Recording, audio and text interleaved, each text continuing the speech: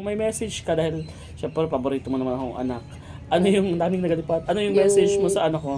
Sa jowa ko? Yung jowa ng aking anak ay huwag sanang lukuyin ang aking anak at mahal na mahal ko siya. Yeah, diba? So, hindi ako mag-asawang babae. Okay lang? Okay lang.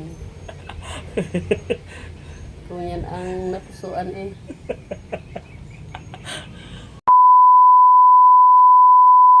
Hello guys! So ayan, so ngayon dahil nakakalimutan natin yung magbablog mga kapets, wait lang, ang daming lumilipad kasi. So anyways, so ayan, so nagkahappy tayo ngayon and kakauwi ko lang sa school, hindi na ako pinakapasok kasi meron ako inaasikasong importanteng bagay. So ngayon pinahiram tayo ng cellphone ni Ate Tin. So yung mama ko kasi nagre-request siya ng cellphone. So ngayon, ipapagamit ko sa kanya itong cellphone. Sabi niya pa naman sa akin, Tong, bilang mo naman ako ng touchscreen na cellphone para makapanood ako ng rapping doon po. Oh my gosh.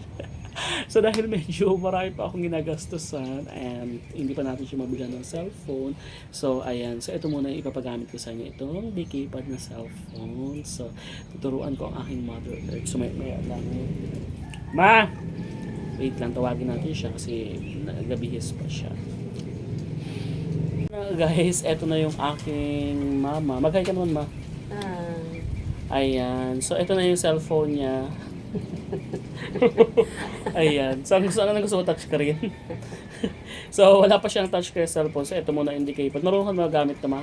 So, dahil medyo nanibago pa lang siya at hindi siya sanay mag-gadgets. So, tinuro ko sa kanya. Di ba ito yung pipindutin mo? Yan, ang pindutin mo pag, di ba nakalock?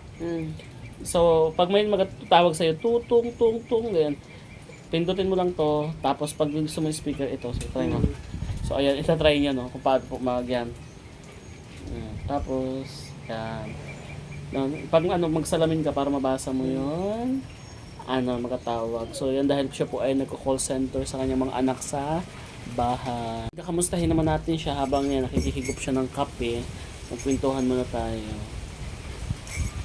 Ayan. So, kamusta ka naman, ama? Ayos na rin.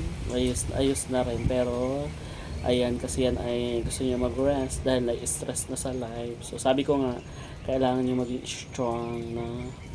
Namiss mo si Papa, ha? Siyempre. Ayan, kasi nandito siya sa Occidental. Tapos, ang father ko ay nasa Oriental. So, hindi pa natin masama. Ayan.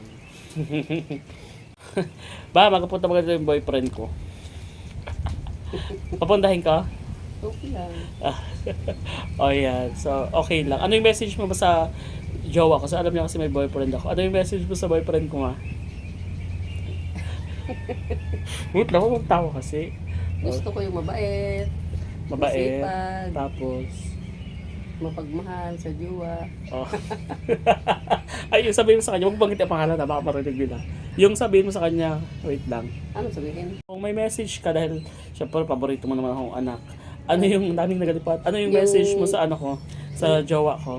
Yung jowa ng aking anak ay huwag sanang lukuyin ang aking anak at mahal na mahal ko siya. Yeah, diba? So, hindi ako mag-asawang babae. Okay lang? Okay lang. Kung yan ang napusuan eh. At yun nga mga kapets, no? Ayan. So, katulad sinabi niya doon sa jowa ko, Charis, diba, proud. Nakakatawa kasi nga, hindi man kami ganun ka-close, pero madalas naging open ako sa kanya. Diba? So, kailangan mo magpalakas, mahal. Dapat ay, maging strong. Nag-enjoy ka naman dito? Pinaka. Ikaw, kumasaya ka na? Oo. Ayan. Pero namimiss niya si Papa. So, Siyempre. namimiss niya si Papa dahil meron siyang decaypad na cellphone. Ayan, araw-araw niya na yung tatawagan. So, hindi niya na yung mamimiss, no? Ayan, so yan lang yung aming short vlog. So, ayan, ka sa mga nasabi sa iyo ng mga pinsan mo ay mag-ingat ka daw dito, yung mga taga-Mansalay, tapos ka sa kanila. Mag-hi. Hi. Ayan, so okay naman siya dito. So, anyway, so dahil may pupuntahan pa kami, magpapaalam muna kami ni Mother Earth. Magbabay ka naman. Bye-bye. Bye-bye!